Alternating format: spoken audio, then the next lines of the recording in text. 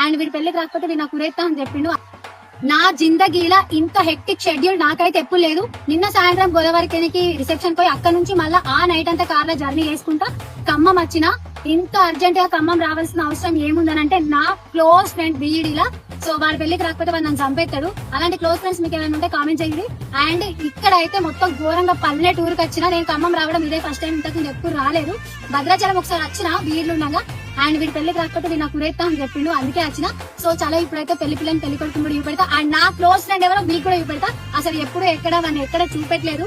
యూనివర్సిటీలో చదువుకునేటప్పుడు చదివే అని ఘోరంగా తిట్టి చంపేటోడు. అది చదువుకొని జాబ్ చేస్తుండు. నేను చదువులేక దేశాలన్నీ తిరుగుతున్నా గైస్. అండ్ మీకు కూడా ఇలాంటి ఫ్రెండ్స్ ఉన్నారా?